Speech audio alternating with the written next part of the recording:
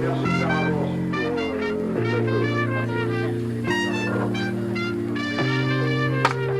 Maintenant, si vous le voulez bien, je serai président de cette première séance de travail. Pour ceux que je ne connais pas encore, je m'appelle Jean-Claude Plevinski. Je suis un retraité actif, comme il se doit, où je travaillais antérieurement à l'Agence spatiale européenne et puis je vous ai rejoint dans le Lot. Voilà. À mes côtés, vous avez Daniel Prévotel, qui travaille à l'aide à domicile. Et vous avez également ici à mes côtés Lionel Past, qu'on remercie de sa présence. Avec plaisir.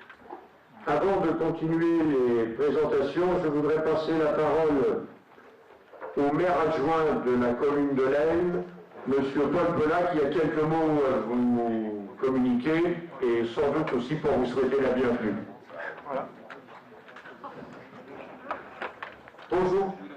Bon, au nom de la municipalité, bonjour à vous tous et merci d'avoir choisi l'Aisne pour ce congrès. Nous vous souhaitons un congrès plein de réussite et de prospérité. Pour ma part, après avoir milité plus de 40 ans à la CGT, je suis heureux en tant qu'élu municipal que vous soyez ici aujourd'hui. Alors que militer devient de plus en plus difficile, je vous félicite pour votre détermination à faire aboutir les revendications, malgré les pressions, les intimidations, les discriminations que vous subissiez dans votre vie professionnelle. Bravo à vous tous et merci pour votre engagement et vive la CGT.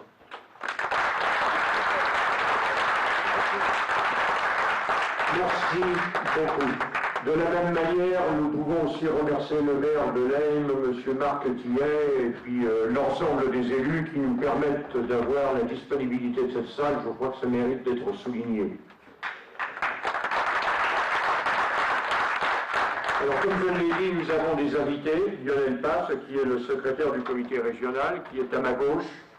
Nous avons également une référente confédérale, Roxane Viovic, que je tiens aussi à saluer de la même manière, et Alain Founès. Maintenant, si vous le voulez bien, nous allons passer... j'ai fait une boulette, mais je ne ferai pas. Le camarade Philippe du Lot-et-Garonne qui m'a dit, mon petit copain, je vous prie de m'excuser, je ne l'avais pas sur mes tablettes. Mais il me pardonnera, j'en suis convaincu. Voilà.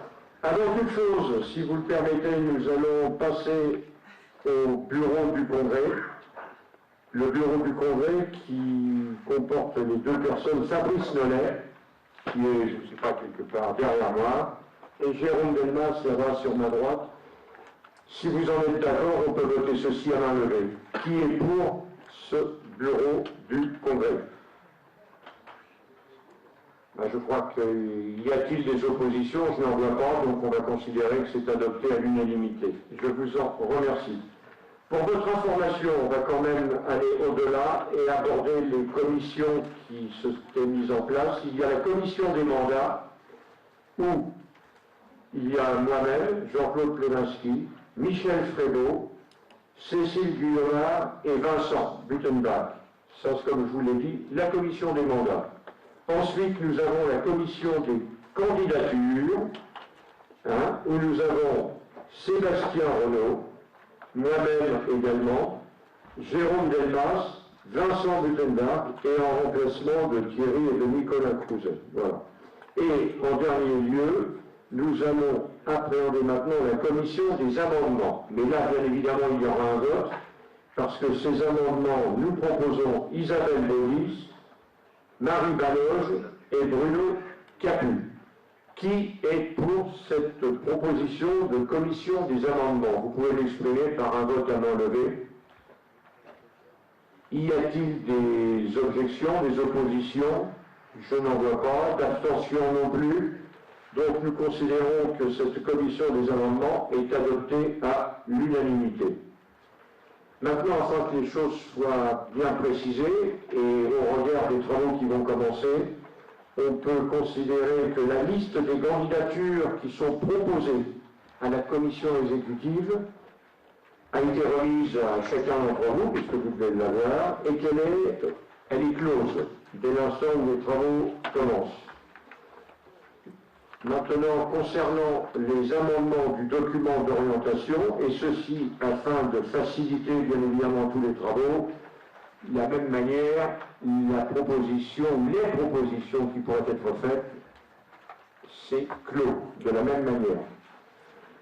Avant d'engager les travaux, qui, comme vous le savez, sont quand même d'importance, je crois que nous devons rendre un hommage à tous les camarades, hommes ou femmes, qui sont disparus au cours de cette dernière année. Il y a en premier lieu Castagnier René, qui venait de l'énergie. Aguerri Eugène, également de l'énergie. Espitalier Marcel, qui était un cheminot. Camille Combeau, qui venait de l'énergie. Ferraud Jean-Vincent, de l'énergie. Brigitte Foulac, qui venait de Andros, elle s'insérait. Christian Sylvestre, qui était routier. Molinier Éric, cheminot. Il y a également Gras, Jean-Claude, qui travaillait chez Ratier. Marlé-Joule Michel, lui aussi chez Ratier, et qui du reste a été le créateur de la section retraitée de Ratier-Figeac. Il y a Ratier André, c'est son nom, et il travaillait également chez Ratier. Et Madame Cagnac Daniel, qui elle aussi travaillait chez Ratier. Si vous voulez bien, je vous propose une minute de silence en hommage de tous ces disparus au cours de l'année écoulée.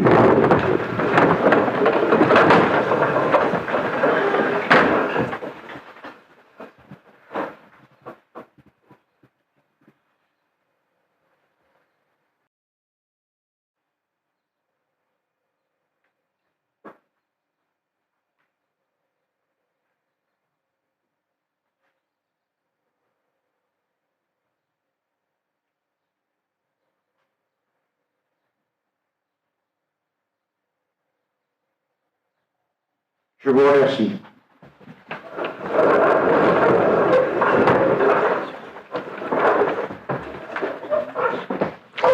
Maintenant, je pense que nous allons pouvoir rentrer dans les travaux proprement dits de ce congrès. Et je vais passer la parole à Jérôme, qui se trouve là à ma droite, mais il est simplement assis de ce côté-là, il n'est pas ailleurs, pour nous faire son rapport. Et nous allons l'écouter attentivement comme il se doit, et après nous engagerons les débats. À toi, Jérôme, si tu le veux bien. Pour l'ordre. Alors, allume. Chers camarades, chers camarades. Prends celui-là, peut-être. Non, il marche. Ah oui, il faut l'allumer aussi. Non, le son, je pense, c'est pas dit. Chers camarades, bienvenue à tous. Avant de démarrer ce congrès et le rapport d'introduction, je vais juste laisser la parole à Fabrice par rapport aux questions un peu d'organisation de ces 2 jours de congrès. C'est pas terrible. Ouais, je te donnerai le micro. Bon, oui, des petites questions pratiques pour le congrès. Comme vous avez pu voir, donc, le congrès donc, se passe dans cette salle, mais du fait des jauges Covid, on ne peut pas à la fois faire le congrès et manger sur place. Donc nous allons manger donc, les 2 repas du midi et le repas du soir. Ça sera donc à 2 km d'ici, au centre de vacances, qui est au-dessus de l'Aïn. Voilà, c'est très agréable, mais ça nécessite un petit covoiturage et de faire en sorte aussi de ne pas trop prendre de temps pour qu'on soit dans le timing des journées de congrès. Donc, moi je préconisais qu'on arrête à midi moins le quart, voilà, midi moins le quart, de façon à pouvoir monter.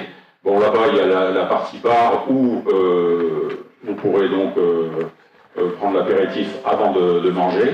Et c'est l'association RERTR donc, qui nous fait les repas. On sera servi pas à l'assiette, mais sur table, dans les plats, pour aller un peu plus vite. Voilà. Donc, et pour ceux qui restent ce soir, qui se sont inscrits pour ce soir et hébergement, bon, ben, ça se fera, on réglera ça au niveau des couchages en fin d'après-midi, directement sur place. Voilà.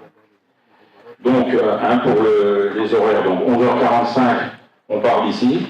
Mais minute pétante, faut pas trop traîner. on a encore 10 camarades qui sont sur la route, qui vont arriver donc, au congrès. À la pause, je vous vendrai, parce qu'au bar, il n'y a pas de caisse, donc moi je vous vendrai les tickets hein, pour la bière. On a une pompe à bière en haut, enfin, on a tout ce qu'il faut, à 2 €. Je mets le détail, mais comme ça donne envie. Hein, et c'est à 1 €, les boissons style Perrier, Coca, et voilà.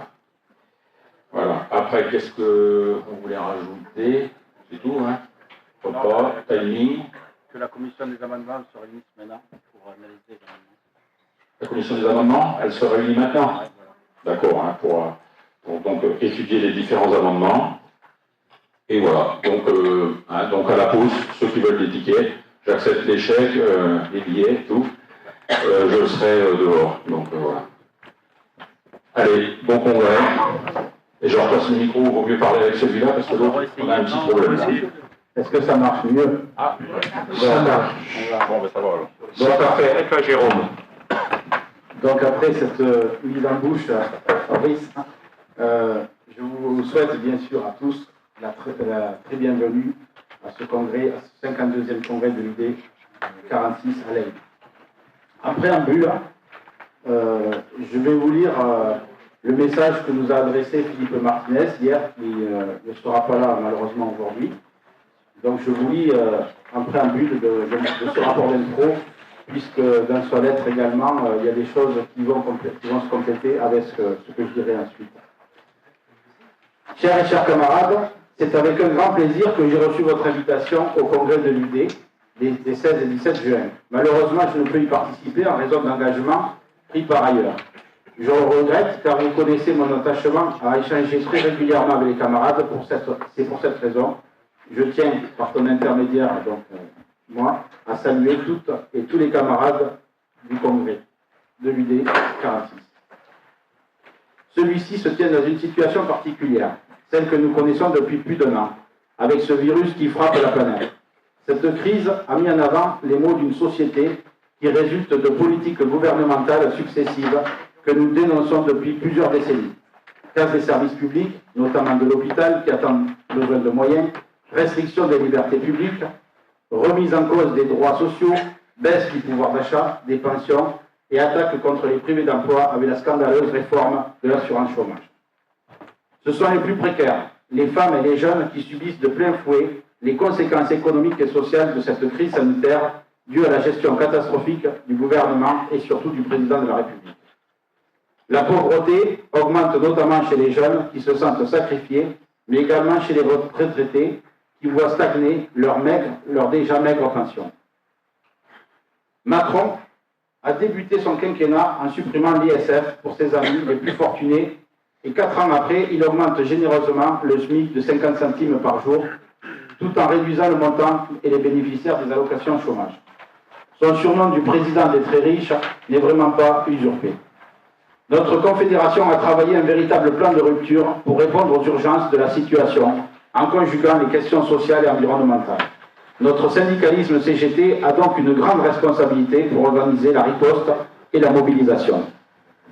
Face à un patronat et un gouvernement qui ne désarment pas, et dans leur volonté de remettre en scène des réformes antisociales, nous ne pouvons que nous féliciter des nombreuses luttes qui fleurissent malgré ce printemps pas tout à fait déconfiné. Pour n'en citer que quelques-unes, celle de samedi dernier contre le racisme et les idées d'extrême droite, avec des rassemblements dans de nombreuses villes, celle d'aujourd'hui avec les 3 versants de la fonction publique, ou encore celle du 22 juin autour du ferroviaire et de l'énergie. Je sais que les militantes et les militants de l'UD 46 sont à pied d'œuvre pour porter et défendre des revendications, à l'exemple des factrices et facteurs de drama en lutte depuis le 27 mai. Dans le même temps, nous avons besoin d'une CGT encore plus ouverte au monde du travail, dans toute sa diversité, quelle que soit la catégorie socio-professionnelle, l'âge, le statut ou la taille de l'entreprise. Malgré le bon résultat des élections TPE, qui démontrent notre capacité à nous déployer en territoire, les derniers chiffres de la représentativité doivent nous amener à avoir une analyse affinée dans chaque département et secteur professionnel. La mise à disposition du bulletin CGT à chaque salarié est primordiale. Les efforts pour améliorer notre qualité de vie syndicale et le renforcement de notre syndicat sont essentiels pour une CGT toujours plus efficace et l'avenir de notre syndicalisme de classe, et qui, comme vous le savez, doit aussi être de masse. Je vous souhaite de bons travaux et assure de tout mon soutien et mes encouragements la future direction de l'Union départementale que vous élirez, et c'est avec plaisir que je me rendrai de nouveau disponible pour participer à une journée de déploiement et de rencontre dans votre département. Bien fraternellement, Philippe Martinez, secrétaire général de la CGT. Donc, je vous propose le rapport d'introduction. Donc, nous sommes enfin réunis, ensemble et en présentiel, ici à la salle des sports et loisirs de l'Aigle, pour notre 52e congrès qui aurait déjà eu à avoir lieu il y a un an. Je ne veux pas vous rappeler en détail ces 4 années que nous venons de vivre et qui, le moins qu'on puisse dire, ont été particulières, voire inédites, et qui ont fortement impacté notre vie syndicale, notre vie démocratique et notre activité syndicale en général. Elles peuvent être découpées en plusieurs séquences fortes.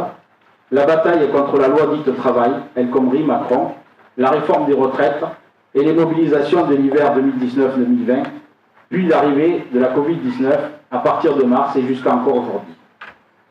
Notre 52e congrès intervient donc dans un contexte probablement jamais vécu dans l'histoire sociale et l'histoire même du mouvement syndical. Ce contexte national et international est complexe et inédit. La pandémie liée au Covid-19 a engendré une crise sans précédent, crise sanitaire, économique, sociale, écologique et démocratique que nous traversons actuellement, illustre avec force la faillite du capitalisme et interroge la responsabilité du syndicalisme et notamment celui de la CGT. La période pour l'ensemble des peuples est particulièrement marquée par le développement de la haine, de la pauvreté, de la misère au bénéfice des pouvoirs et des dominations. Face à ces effets dévastateurs, la responsabilité du syndicalisme est de proposer des alternatives à ce système qui détruit les solidarités, étend le marché à tous les aspects de la vie sociale, distribue la misère pour le plus grand nombre, concentre les richesses entre quelques mains et ruine la nature. Timidement, face aux catastrophes qui s'accumulent, certains commencent à parler en Europe et dans le monde de la nécessité de changer de cours, de bifurquer. On entend ainsi le FMI dire qu'il faut taxer les plus riches. Il était temps qu'ils se réveillent. Après avoir préconisé le contraire pendant des décennies, le président des USA veut même doubler le taux d'impôt des plus fortunés de 20 à 40%, en visant selon lui à récompenser le travail et pas seulement la richesse. Le passage du salaire minimum de 7,5 $ à 15 $ serait une belle victoire concrète pour des millions de travailleurs américains. En Europe, des voix s'élèvent, de plus en plus nombreuses, pour rejoindre celles et ceux qui, depuis des années, disent qu'il faut renégocier les traités, assouplir les règles budgétaires, mettre fin au dogme libéral qui fixe l'austérité comme un horizon indépassable. Le gouvernement français continue à dérouler sa feuille de route austéritaire en poursuivant en même temps ses réformes libérales sur l'assurance chômage, par exemple, et ses lois sécuritaires entamant un peu plus à chaque nouvelle promulgation les libertés individuelles et collectives, ainsi que notre capacité à faire société ensemble. Il préfère aujourd'hui en dresser les communautés les unes contre les autres en surfant sur l'islamophobie et la peur des migrants. La CGT est particulièrement attentive, avec bien d'autres organisations syndicales en Europe, et à toutes les mesures qui s'inscrivent dans une logique de plan de rupture, que ce soit des mesures qui s'inscrivent dans une logique de plan de rupture, comme je disais, que ce soit des mesures redistributives pour aider les plus démunis, les plans de lutte contre la pauvreté, des nouvelles mesures fiscales mettant en contribution les plus riches, des mesures de soutien aux travailleurs les plus précaires ou les plus fragiles, des mesures de soutien au secteur public, notamment des investissements dans la santé, dans la recherche, l'éducation, des mesures pour protéger l'emploi, ainsi que pour le respect et le renforcement des règles de consultation et de négociation collective. Des mesures relevant de politiques industrielles publiques réelles, comme la relocalisation de production par exemple, la conditionnalité des aides aux entreprises industrielles, et enfin des mesures relevant de la transition juste, permettant d'avancer simultanément sur les fronts de la justice sociale et de la justice environnementale. Le CAC 40 bat des records de valorisation boursière et va une nouvelle fois verser des dividendes massifs. C'est plus de 55 milliards d'euros en 2020 pour les actionnaires, soit une hausse de 22%, en profitant toujours d'un soutien inconditionnel de l'État, puisqu'en mars et décembre 2020, la France a versé aux entreprises plus de 155 milliards supplémentaires sous prétexte de lutter contre la Covid-19, ce qui place notre pays au premier rang en Europe. Nous pouvons aussi souligner que ces multinationales ont une lourde responsabilité dans la crise climatique.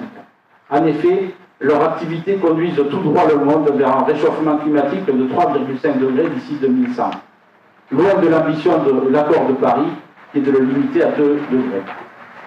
On ne peut pas imaginer une relance sans parler par ailleurs de salaire en Europe.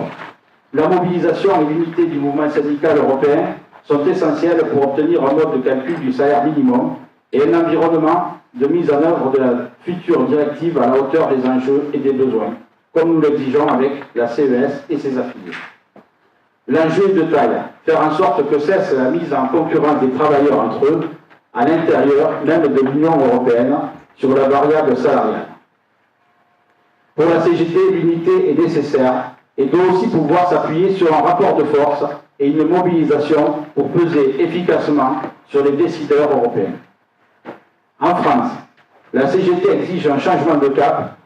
Les dernières échéances politiques passées et actuelles apportent la démonstration de rejet des citoyens pour les politiques successives qui n'ont pas réglé l'urgence sociale. La situation sociale n'a jamais été aussi vite dégradée et le mouvement syndical rarement autant divisé. Après des années de pouvoir d'un parti social faussé sous une Macronie actuelle présentée comme ni de droite ni de gauche, qui n'est autre que du libéral, les citoyens ne s'y retrouvent plus et se tournent malheureusement vers l'extrême droite. La gauche portant les axes d'un progrès social est divisée. Le gouvernement actuel a fait un choix, celui de répondre aux exigences du MEDEF. Il est soutenu dans sa démarche par ce qui est toujours aujourd'hui défini et assumé, le pôle réformiste des organisations syndicales qui accompagnent, votent la casse de notre système de protection des salariés. Le changement de cap est indispensable et urgent. Le moment suppose donc de poser les bases d'une stratégie syndicale capable de répondre aux urgences, répondre aux besoins des salariés, des retraités, des privés d'emploi. Le constat national et international, il est aussi localement, c'est ce qu'on vous propose d'analyser durant ce congrès. Le congrès est un moment démocratique qui doit nous permettre de nous interroger sur notre stratégie, nos pratiques, nos priorités. C'est dans cet esprit qu'il nous faut travailler. Il ne s'agit pas de faire la liste des maux de la société, mais de cibler les axes de notre travail pour le prochain mandat en tenant compte des urgences, mais aussi de nos moyens et capacités. Dans ce contexte, les défis sont nombreux pour la CGT du Lot. Comment regagner une CGT forte dans le département du Lot? Quelles revendications issues des attentes des salariés, agents et privés d'emploi, retraités, voulons-nous gagner? Emploi, services publics, on a beaucoup de choses peut-être dans ces domaines. Quels objectifs de représentativité voulons-nous atteindre dans le Lot et plan de travail collectif mettons-nous en place? Quel plan de renforcement mettons-nous en œuvre collectivement pour syndiquer, former et rendre acteurs tous nos adhérents? Il nous faut analyser la situation pour la CGT, la situation pour les militants, pour les syndiqués, et mener les débats nécessaires mais constructifs qui nous permettront d'être cohérents pour porter comme il se doit les valeurs fondamentales, la stratégie et les orientations de la CGT, des valeurs de solidarité notamment. 2 ans après le 52e congrès confédéral, où en sommes-nous des résolutions votées très majoritairement? Posons-nous une bonne fois le débat du syndicalisme, la question du débat du syndicalisme de masse. Un syndicalisme qui doit porter les attentes des salariés, de tous les salariés.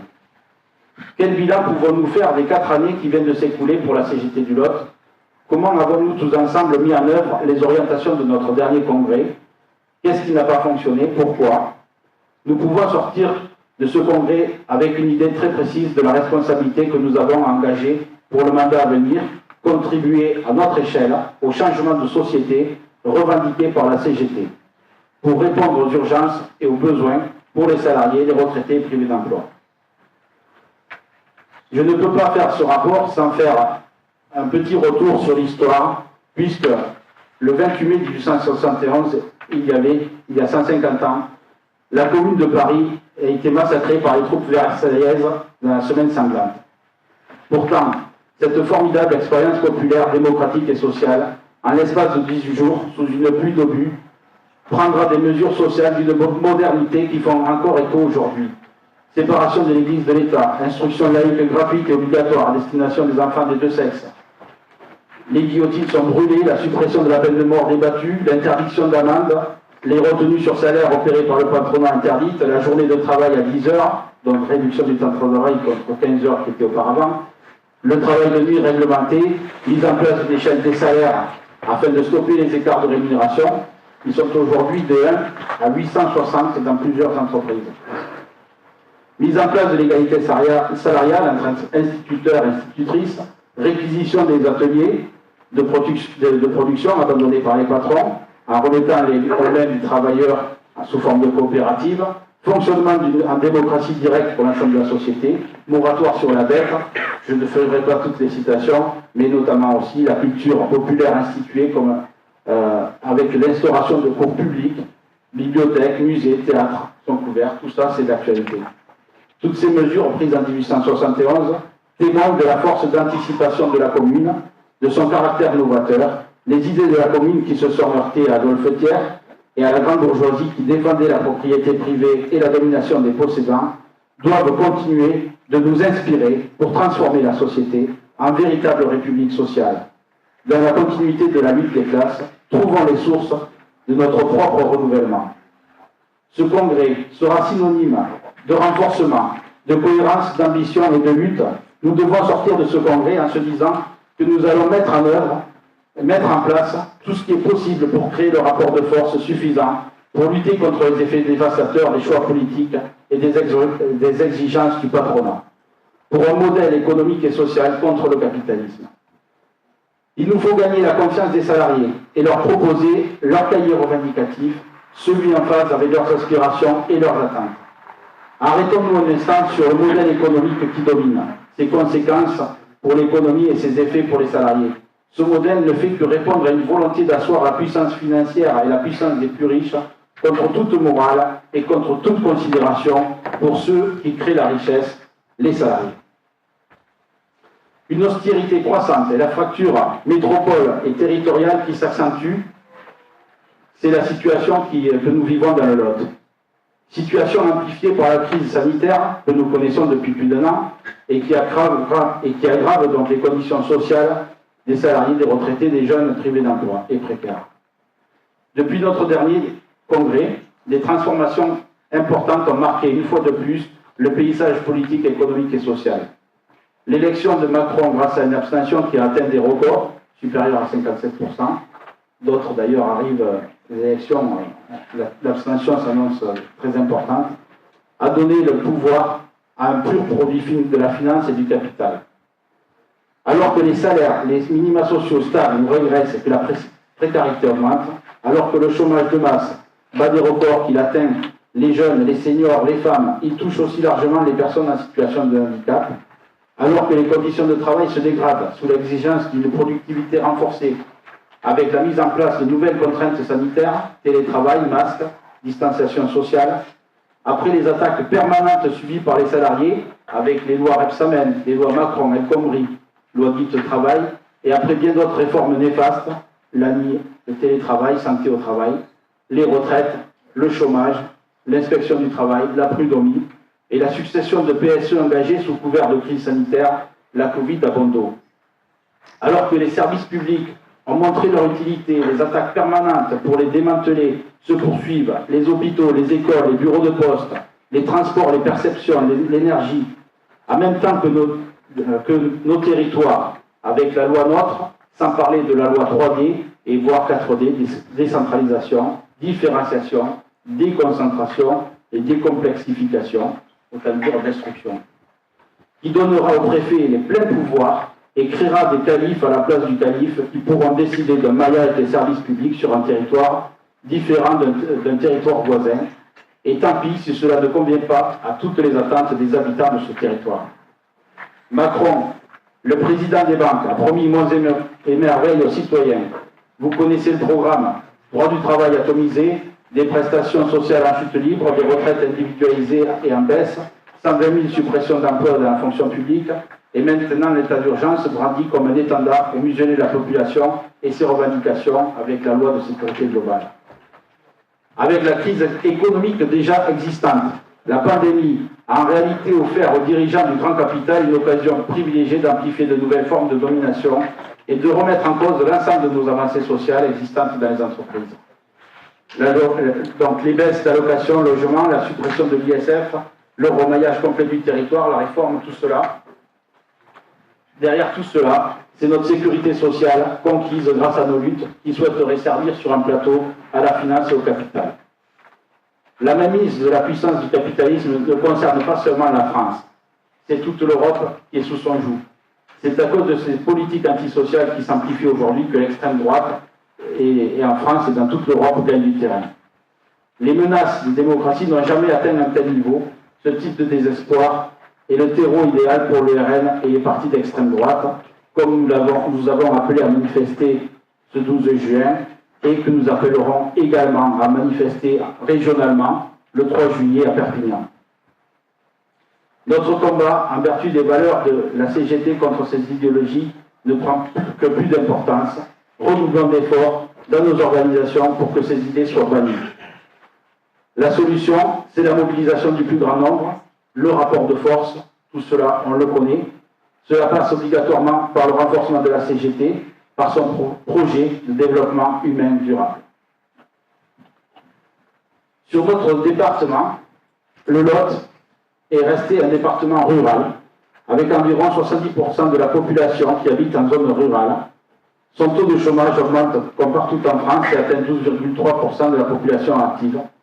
Le tissu économique lotois se caractérise par ces petits établissements.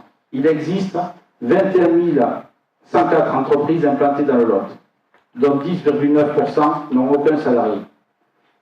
74,8% de ces entreprises ont entre 1 et 9 salariés et seulement 14,3% d'entre elles ont 10 salariés ou plus.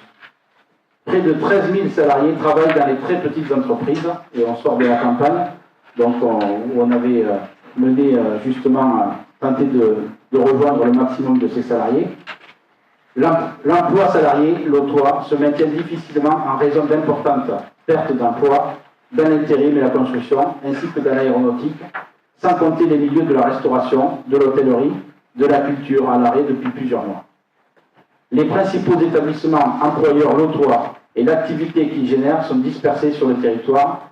Ils appartiennent à la sphère publique ou à l'industrie, avec des établissements hospitaliers, comme l'hôpital Jean Rougier à Cahors, ou l'Institut Camille Miret, ici même à Rennes. Dans l'industrie, deux secteurs d'activité fournissent à eux seuls près de la moitié des exportations lotoises, les industries alimentaires diverses, comme l'établissement de conserverie de fruits et de confiture, Andros, sur Biars-sur-Cère et ses filiales, Bohème et Pierrot Gourmand, la construction aéronautique et spatiale, avec notamment Ratier-Figeac, Figeac Aéro et les sous-traitants.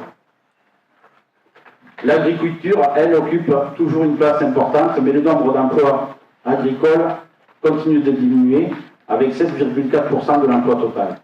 De manière plus marquée par le territoire national, le nombre d'exploitations agricoles s'érode régulièrement, ainsi que la superficie agricole utilisée. Le Lot est le deuxième département le plus âgé de France, abrite de nombreux retraités. Les retraités ou pré-retraités sont proportionnellement plus nombreux dans le Lot, 38,4% contre 29,7% en Occitanie et 20,5% en métropole, soit de loin la proportion la plus importante des départements de la région. Je vous propose sans tarder de porter un regard particulier sur le mandat qui vient de s'écouler. L'activité de l'UD durant ces 4 dernières années a été l'occasion de remettre à jour notre propre fonctionnement dans un certain nombre de domaines. Il est important de se rappeler d'où nous sommes partis et ces orientations que nous avions votées en 2017. Premièrement, sur le fonctionnement, la commission exécutive a eu une bonne participation, donc on était à 22 membres, pendant toute la mandature. On va dire que il y a eu toujours l'unanimité, la majorité dans les commissions exécutives, et on était toujours autour de 15-17. Même si certains PV sont en souffrance, surtout dans cette période de très dense. La CE de l'ID a su jouer la transparence auprès de l'ensemble de ces organisations avec des débats, des décisions, avec la crise sanitaire. La CE a continué de se réunir avec toutes sortes de moyens, notamment mis à disposition par la région, comme pour la visio et les conférences téléphonées, et s'est même réunie plus fréquemment ces derniers temps, notamment pour préparer ce congrès, avec un contexte très troublé. La CE a pleinement joué son rôle décisionnel pour l'UD. Dans son fonctionnement, notamment, le rôle des référents reste plus difficile. Nous pouvons encore gagner en efficacité sur le travail en lien avec nos résolutions. Sur la communication, nous avons fait vivre tous les outils de communication qui permettent à la CGT du Lot d'être suffisamment visible, que ce soit dans la CGT ou en dehors de la CGT, le site internet, Facebook, Twitter. Mais là aussi, ça bouge dans ce domaine. Est-ce suffisant? Notre site permet aussi à nos adhérents d'accéder aux différents documents concernant la formation syndicale et de recevoir, s'ils sont inscrits, la lettre électronique du site. L'info automatiquement par mail dès qu'ils ont un nouvel article. Mais combien d'abonnés, combien d'adhérents ils sont vraiment abonnés? Si ce n'est pas le cas, je vous invite de suite à le faire. Sur les communiqués de presse, conférences de presse, ils ont été nombreux, à l'image de l'actualité sociale très dense durant ce mandat. Mais le rapport aux médias locaux reste compliqué. Quasi-monopole de la dépêche, la récente venue de Macron, qui a éludé la manif notamment des postiers, en figure comme un exemple flagrant. Comment élargir nos canaux de communication? Flash, vidéo, mise en direct sur les réseaux sociaux, à l'image de ce que font notamment les camarades du 12, ça peut être aussi des pistes. Élargir d'autres réseaux sociaux, donc, et qui sont peut-être plus en vogue, notamment chez les jeunes. Autant de questions à creuser. Des camarades souhaitent s'impliquer sur ce domaine, peut-être un collectif de travail pourrait voir le jour. Sur notre presse interne, le salarié du Lot, nous avons tenu son rythme de parution dans les premiers temps, mais les articles devenant rares et ou souvent redondants avec ce qui est mis en ligne sur le site, nous n'avons pas tenu le rythme en plein conflit des retraites. En octobre 2020, relancé par la commission paritaire des publications et agences de presse, où nous devions fournir 4 numéros, et n'étant pas en capacité de le faire, nous avons décidé en CE de ne pas reproduire le journal sous sa forme papier. Parmi les réflexions lors de la CE est venue celle de proposer au Congrès de donner une orientation pour un comité de rédaction. Faut-il encore trouver bien sûr des volontaires pour participer à ce comité? Sur l'organisation de la mobilisation des actions revendicatives, lors de notre précédent congrès et au 52e congrès confédéral, la question du syndicat de masse reste ouverte. Nous sommes là au cœur de la stratégie. Il n'y a aucune démonstration à faire sur le fait que la CGT est un syndicat de classe qui est justifié par tous les constats qu'on vient de faire précédemment. Les statuts même de notre union départementale le rappellent. Pour ce qui est d'être un syndicat de masse, les dernières mobilisations, ou même celles face à la réforme des retraites, semblent peu conforter cette idée. Alors que près de 70% se sont prononcés de la population se sont prononcés contre cette réforme, il est difficile de mobiliser plus d'1 million de salariés en France.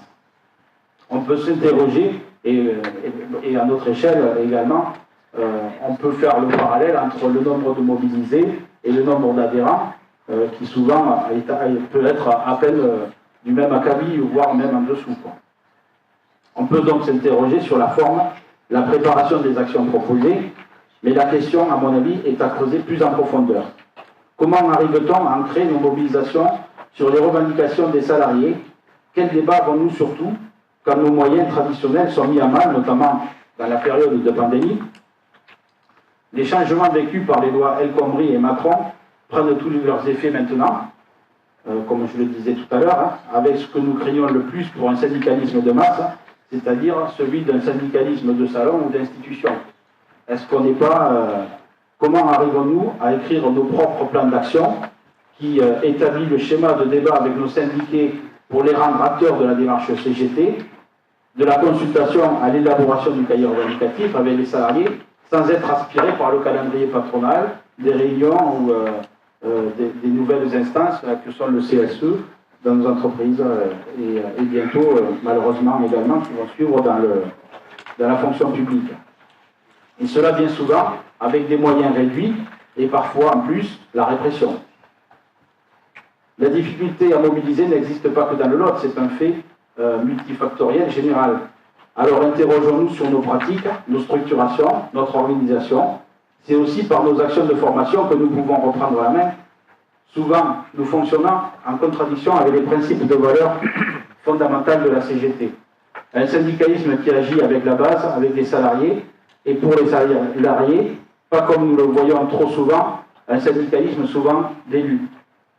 Pourtant, l'expérience démontre que les salariés savent exprimer leurs besoins et qu'ils savent se rassembler pour faire avancer leurs revendications. Et pour en donner une preuve aujourd'hui, et avec le salut que je dresse à ces camarades, les facteurs et factrices de Grama, qui aujourd'hui sont en grève et dans l'action, en font la démonstration sous nos yeux, comme ceux de Decazeville d'ailleurs il y a quelque temps. Sur l'organisation et l'activité territoriale, pendant ces 4 années, des choses se sont mises en route avec notamment l'UL de Cahors, qui se reconstruit après des décennies d'absence. D'autres sont en souffrance, comme à l'UL de Figeac, mais avec une nouvelle CE qui se dessine et un congrès en perspective au terme de plusieurs réunions. À Biars, le congrès a été reporté, faute de pandémie, et devrait avoir lieu le 25 septembre. Alors là aussi, il faut qu'une nouvelle CE se mette en place, et on sait que c'est un peu difficile. Dans nos syndicats, certains sont en difficulté pour renouveler leur commission exécutive. Je pense notamment, il y a des syndicats comme au conseil départemental, à l'hôpital de Cahors. Il nous faudra les suivre de près pour voir comment les aider. Les orientations, les débats que nous oserons apprendre pendant ce congrès seront là pour nous le rappeler. Des luttes, des mobilisations, de l'activité revendicative pendant ces 4 ans dans nos syndicats, nos territoires, il y en a eu. Je ne peux pas toutes les énumérer. Vous m'excuserez pour ceux que je ne nommerai pas. Il y a eu celle des cheminots, celle de la poste de Grama, celle du congrès, et que du congrès nous saluons bien sûr, très chaleureusement, celle de l'hôpital de Cahors, de Camille Miret, chez les finances publiques, chez les aides à domicile, dans les EHPAD, dans l'éducation, à la Roseraie, chez Brown Europe, à la MAEC, CRDE, à Figeac Aéro, Ratier, dans l'énergie et bien d'autres. L'activité revendicative a été très riche pendant ces 4 ans. Ces luttes se construisent avec les salariés. Ils nous renvoient à des pratiques qui interrogent également toute notre structuration. Quel est le rôle des structures de l'UD, de l'UL, des coordinations professionnelles? Rien n'est plus jamais parfait. Ces structures sont l'émanation des syndicats. Elles fonctionnent avec les militants. Et ce sont avant tout des outils pour les syndicats, mais avec les syndicats. On ne peut pas échapper à ce que la participation de nos syndicats fasse vivre ces structures qui sont un appui pour les militants. Donc nous devons poursuivre ensemble le travail de déploiement d'une activité réellement départementale. L'organisation des entreprises est à mettre en lien avec l'organisation des territoires. La CGT toujours au plus près des salariés, et c'est en ce sens que nous portons un regard particulier par territoire. Les unions locales se doivent d'être reconnues par les syndicats, les syndiqués et les salariés. Un local CGT, une activité professionnelle à l'écoute des salariés, bien sûr, pour la défense individuelle, mais aussi pour des coordinations de lutte, un lieu de formation, un lieu de coordination pour une activité interprofessionnelle et une stratégie qui tient compte des réalités du territoire et de ses particularités. C'est la proximité de l'organisation au plus près des zones d'emploi qui fera notre force et notre renforcement. Sur la syndicalisation, nous pouvons dire qu'avec les luttes, il y a de nouvelles adhésions, près de 70 en 2020. Pourtant, depuis 2017, le nombre de syndiqués, où nous étions 1868, ne cesse de diminuer de près d'une centaine par an. Une centaine par an. Pour atteindre, sur la base de l'exercice 2020 qui n'est pas encore clos, 1554 adhérents. Comment expliquer cette hémorragie?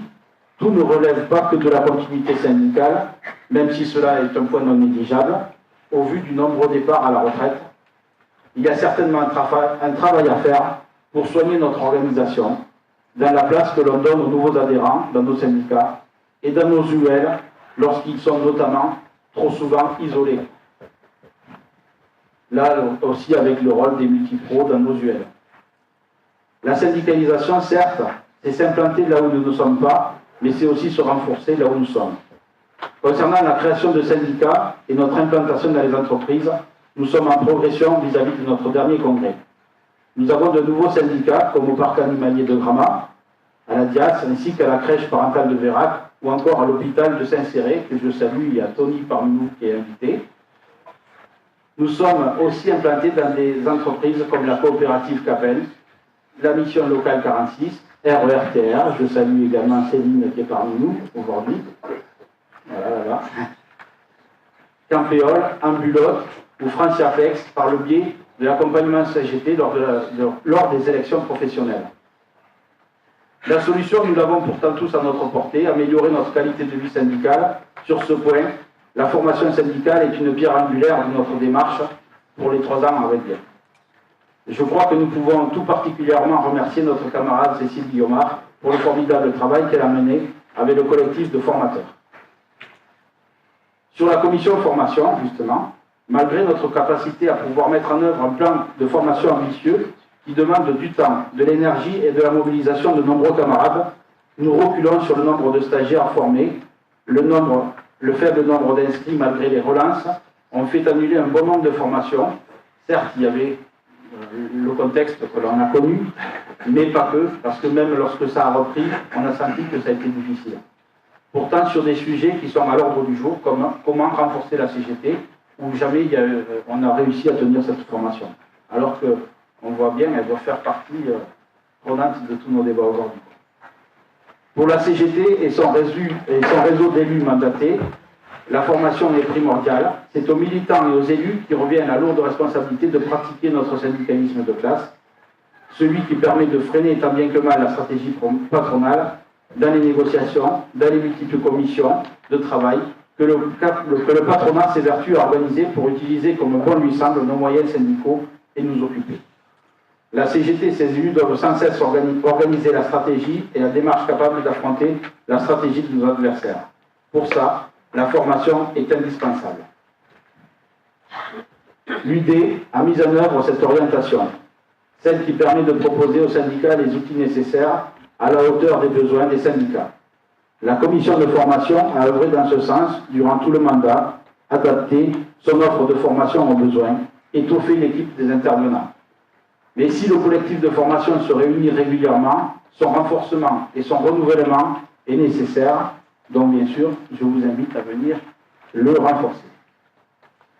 Même si de nombreuses luttes pour les services publics, santé, finances, cheminots, postes, énergie ont eu lieu, le collectif service public n'a pas vu le jour durant cette mandature et reste à l'ordre du jour de nos débats. Nous aurons le débat, je pense, dans l'après-midi. Reste aussi à améliorer nos liens avec l'ensemble des élus mandatés. Sur l'audience et l'implantation de la CGT. Le principal indicateur, c'est la représentativité qui le fixe. Nous sommes maintenant capables de mesurer nos forces, nos audiences aux élections professionnelles. D'ailleurs, au niveau confédéral, on a aujourd'hui une plateforme qui existe. L'audience, c'est celle qui nous dit ce que les salariés pensent de nous, s'ils nous font confiance par le vote, et pas seulement. C'est aussi l'occasion pour les salariés de donner les moyens à la CGT d'agir. C'est un élément déterminant du rapport de force. Depuis mai 2021, nous connaissons la représentativité de chaque organisation syndicale, celle issue des élections des entreprises de plus de 11 salariés, celle issue des élections dans les TPE 2021, où d'ailleurs la CGT a fait, malgré l'abstention, un bon résultat, et celle des élections, puisqu'on est première organisation, et celle des élections dans les chambres d'agriculture.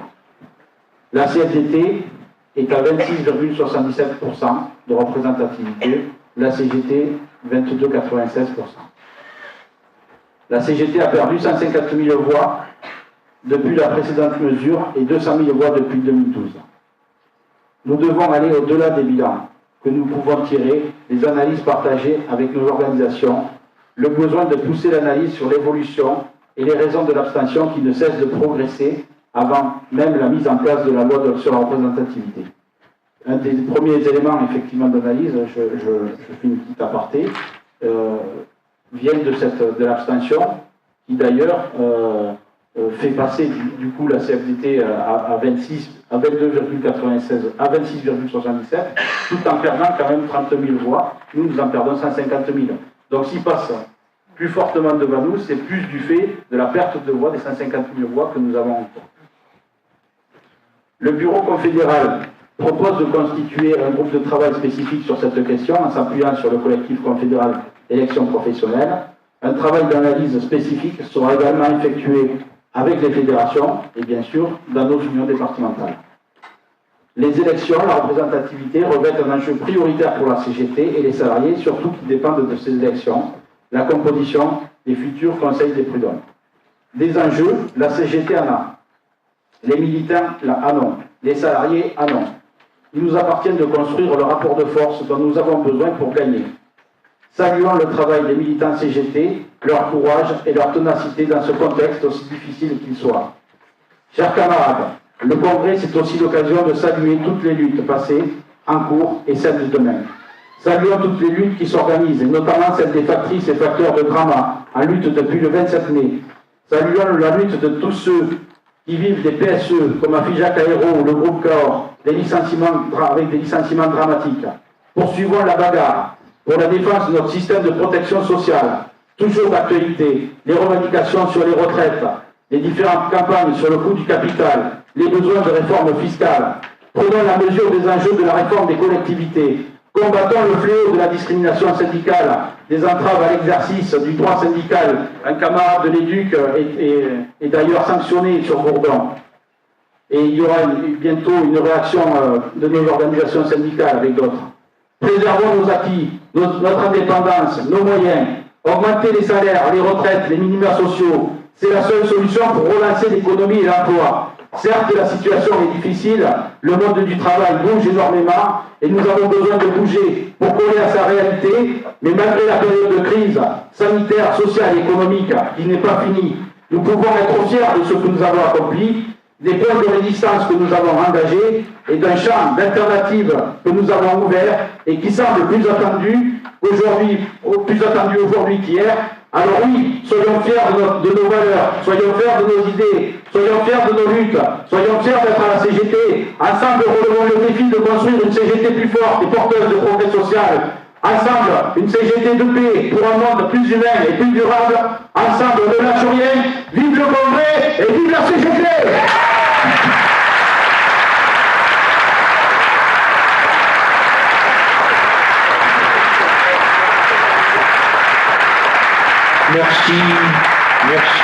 Merci Jérôme pour ce rapport complet qui aborde beaucoup de sujets. Je crois que les débats vont être riches à partir de là.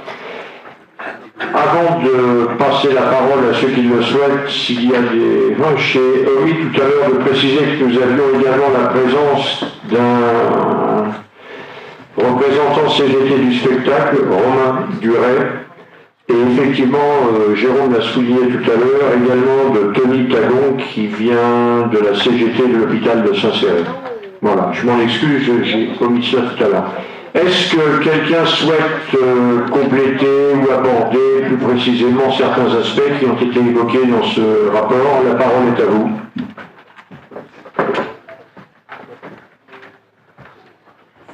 Oui, Alain, tu veux peut-être ajouter quelque chose? Le micro baladeur, il est où? Là, tu l'as devant toi, voilà.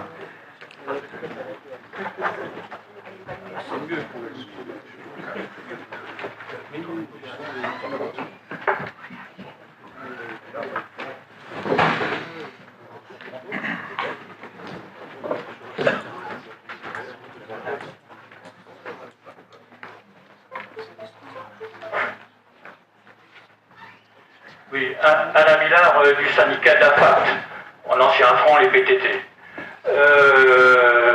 Ouais, sur une question, bien sûr, pour rebondir, et pour illustrer un petit peu ce qu'a dit Jérôme, en partant notamment de la grève des facteurs de grand mort. Troisième semaine de grève, je le rappelle, toujours 90% de grévistes. Donc c'est pas une grève minoritaire, loin s'en faut. Hein. Rappelons les origines.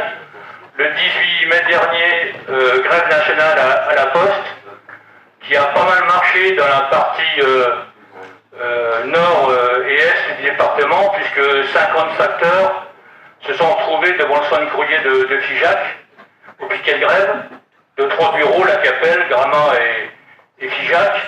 Et quelques jours après, les collègues avec la CGT ont décidé de dire on n'en peut plus. Vu la charge de travail, on n'est plus assez titulaire pour assurer les tournées. Et il faut que les 4 collègues précaires soient titularisés en CDI. Vous allez me dire, c'est une revendication relativement légitime, mais je dirais presque banale et normale, si je puis dire. Pour autant, les autres syndicats, je dirais que la CGT contactés, ont décliné l'offre en disant votre revendication n'est pas réaliste. Sans commentaire et sans surprise. Et donc depuis, encore une fois, 3e semaine de grève, les collègues, je dirais, sont piqués tous les jours. La direction joue le pourrissement, voire la provocation. Des 4 mois d'Occitanie, une brigade que les collègues appellent les brigades jaunes. 2 jaunes, effectivement, je dirais, a été embauchée. Tout fait payer pour remplacer les collègues pendant la grève. Tout fait payer, à savoir, je dirais, hôtel et restaurant en Rocamadour. D'accord. Je dirais, donc, à l'issue du conflit, j'imagine, sans faire le calcul, il y aura plus de frais pour cette brigade de jaunes que pour la satisfaction des revendications. Cette question de la précarité, je dirais, et à la Poste, est absolument, je dirais, insupportable. Les collègues de Gramat ont fait le compte sur un petit bureau, quand même. Je rappelle, 14 tournées seulement. C'est le recours à 116 en 5 ans, 116 contrats d'apprentis, d'intérimaires et de CDD. D'ailleurs, la direction de la Poste, la première secousse, à savoir le premier confinement, s'est séparée de 15 000 intérimaires CDD, quand même, sur le plan national. Bon. La proposition de la Poste concernant tout le département, c'est la transformation des précaires en un seul CDI. Un seul CDI sur tout le département, alors que la CGT en demande au moins 40. Donc c'est la vraie provocation. Les collègues ont réussi tout de même, depuis hier, à décrocher de la part de la préfecture un médiateur, en la personne de quelqu'un d'inspection du travail, je dirais, qui a siégé à la négociation hier, mais pour autant, les choses ne sont pas assurées, dire, encore une fois, en termes, je dirais, de victoire. Les collègues allemands ont organisé, avec l'aide de l'UD, 2 manifestations de plus d'une centaine de personnes à chaque fois. Une pétition également que vous avez d'ailleurs sur la table à votre droite de la tribune, hein, que vous pouvez signer bien entendu. Et donc le combat continue. D'autres perspectives également. Un préavis de grève a été déposé pour mercredi prochain pour les facteurs de Bretenoux. Demain, nous réunissons les syndiqués et sympathisants CGT des facteurs de Figeac pour discuter de comment on prépare la bagarre contre les suppressions d'emplois qui sont issues de la réorganisation qui aura lieu au mois de juillet. Donc voilà, c'est l'ensemble de ces questions-là qui sont discutées, y compris de l'avenir des bureaux de poste. Les bureaux de poste, je pense notamment à Acier, hein, avec le rassemblement qui a lieu demain. Peut-être que Jacques en parlera également, mais également à Cajar. Hein. La direction de la Poste met le couteau sous la gorge aux élus, hein, en disant si vous voulez garder votre bureau de poste, vous le payez. Tout simplement, hein, à savoir transformation d'agence communale ou un point poste chez les commerçants, avec bien entendu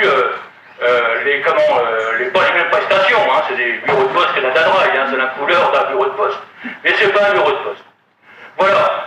Un petit mot comme pour terminer, parce que je dirais, on peut généraliser cette affaire à l'ensemble des services publics, ça a été dit, hein, ce que je raconte pour la Poste, les camarades interviendront, j'imagine, on pourrait leur en parler sur l'avenir des trésoreries, des finances publiques dans le département, de ce qui se passe dans les hôpitaux, de ce qui se passe dans les gares.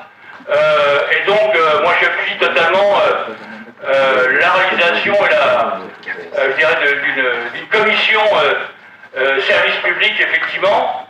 Je crois que tu faisais référence tout à l'heure, Jérôme, dans ton introduction, à ce qui s'est passé de Casseville. L'une des conditions pour sauvegarder nos services publics, c'est bien entendu la mobilisation des salariés du secteur, mais c'est aussi et surtout, et ça compte dans la balance, il y a 2 Casseville qui l'ont démontré, le soutien des usagers de la population. Hein?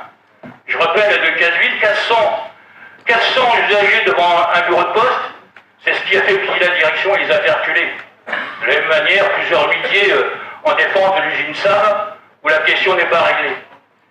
Et donc, ces questions d'aller en profondeur avec les unions locales, je dirais, auprès de la population, je dirais, pour pénétrer cette solidarité, ça doit être un petit peu, ça doit être nos efforts dans son congrès.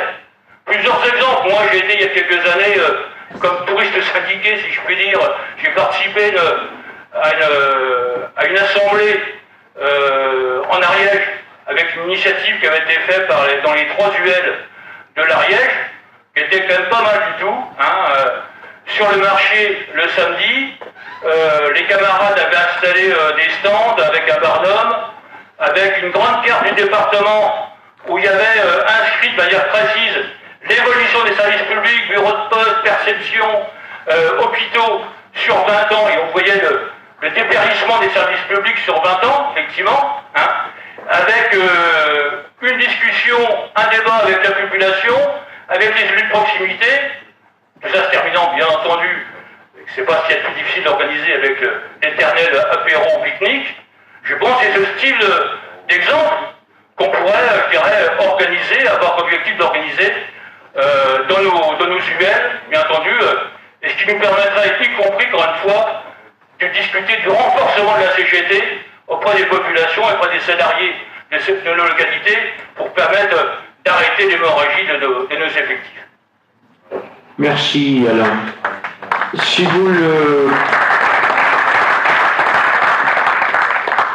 Après cette intervention qui, je crois, est d'importance, et Jérôme l'avait d'ores et déjà évoqué dans son rapport, je vous proposerai que soit soumis une motion de soutien à tous ces salariés de la Poste au nom du congrès de l'UD-CGT 46, si vous en êtes d'accord. A priori, je ne vois pas d'objection. Je pense qu'on peut ainsi exprimer avec force tous ces aspects. On va y réfléchir et y travailler. Avant que nous ayons la pause, je vais passer la parole quelques instants à Lionel qui est à côté de moi. Merci. Oui, bonjour déjà à tout le monde. Je vais essayer de faire court et le commissaire politique me coupera si j'ai tendance à trop parler. En tout cas, je remercie Jérôme et tous les camarades de l'UD déjà pour l'invitation. C'est toujours important pour un comité régional de participer aux travaux du l'UD et d'être au plus près de vous, de vos travaux et de pouvoir s'enrichir de vos débats. Je pense que, si j'ai bien compris le rapport et le document d'orientation, je pense que Jérôme et l'UD ont raison d'appuyer sur tout ce qui est renforcement, qualité de vie syndicale, formation et construction du rapport de force. Parce qu'effectivement, si on n'a pas ce rapport de force, on peut se raconter tout ce qu'on veut, on n'arrivera pas à inverser la donne. Donc on a vraiment besoin de construire ça, parce que Jérôme l'a dit dans son rapport, en faisant un état des lieux du Lot, sur l'année 2020, en Occitanie, c'est 52 000 emplois qui ont été supprimés. 52 000 en 2020, en sachant que ça s'accélère en 2021. Donc ça, c'est une réalité. C'est des chiffres. Et comme il l'a dit, et comme je pense plusieurs, ils reviendront dans le débat, mais certains se sont gavés quand même, et continuent à se gaver. Et dans le Lot, on peut penser à Figeac Aéro, au groupe Cahors, mais il y en a énormément. Hein, et si on va voir du côté de Airbus, qui ont pleuré, qui étaient très malheureux, parce qu'ils n'avaient plus que 7 ans de carnet de commande, c'était difficile pour eux. Ils ont quand même profité de tout ça, c'est un vrai effet d'aubaine à cette pandémie pour continuer à licencier. On nous parle maintenant de l'avion vert, mais on dégage tout ce qui est bureau d'études. Il va falloir qu'on nous explique un peu tout ça, avec un jeu des politiques qui accompagnent tout ça, qui affichent leur pseudo-détermination à combattre cette politique austéritaire, mais qui continue à alimenter en nous disant on n'a pas trop le choix. Donc ça, c'est une vraie problématique. Et pour vous dire jusqu'où il pousse le cynisme, en région Occitanie, le préfet, enfin l'État donc, vient de désigner un commissaire à la pauvreté. Ça va se mettre partout dans la région. Commissaire à la pauvreté, donc il nous invite quand même à pouvoir si on avait quelques solutions. Bien nous inviter, nous explique que c'est le MEDEF, la CFDT qui va co-animer cette réunion. Donc vous doutez qu'on n'y a pas été, j'ai appelé le préfet pour lui expliquer qu'on n'avait pas des réunions où certains alimentent la pauvreté et les autres l'accompagnent. Donc pour nous c'est hors de question, qu'on a d'autres choses à foutre et qu'il fallait qu'on soit au plus près des salariés pour justement amener ça. Mais voilà vers quoi ils sont, ils font beaucoup d'annonces, beaucoup de choses, et ce qui fait que forcément, Jérôme l'a dit également, la misère, la haine, l'opposition de l'autre monte en flèche. Et donc j'en profite, même il en a dit un mot, mais donc le 3 juillet, il y a un appel régional à Perpignan contre les idées d'extrême droite. Donc voilà, je vous invite à y venir nombreux. Et puis je vais faire très très court, il faut que tu me regardes. Et puis ça va venir sur le débat suivant, donc sur la représentativité. Mais effectivement, il y a eu tout un cycle d'élections dans le privé. Les élections TPE, alors oui, on a progressé partout, sur la région également, sauf que l'abstention a plus que progressé. On perd un nombre de voix faramineux, donc on peut se réjouir d'être en tête, mais enfin, attention parce qu'on est en difficulté. Il y a eu les élections à la CNRL et à la CA. On a eu moins de voix que de syndiqués CGT. Ça va nous interpeller quand même. Ça montre bien comme c'est plus ou pas mener des campagnes. Donc déjà, appuyons-nous sur notre force organisée, faisons en sorte au moins que partout dans les boîtes, quand il y a une élection, les élus CGT pensent à aller voter. C'est déjà un premier point. Et bien sûr, fassent voter autour d'eux. Mais voilà, ça montre nos difficultés, mais en même temps, et ça Jérôme l'a dit, il y a énormément de luttes et de luttes gagnantes, et heureusement. Et dès qu'il y a un conflit qui apparaît, on se tourne vers la CGT. Donc là aussi, on a besoin de faire vivre nos structures de proximité. C'est bien forcément le syndicat, mais c'est bien nos UL. Et les UL, c'est les unions locales des syndicats du bassin. Donc là aussi, faisons vivre nos UL, regardons si elles sont au bon endroit, ça peut être ça la problématique, mais on a besoin d'être vraiment à côté des salariés, en lien avec eux, parce qu'après on peut parler de cahiers revendicatifs des salariés, etc. Si on ne les voit pas, si on n'est pas au plus près d'eux, on va écrire à leur place, et ça c'est pas bon.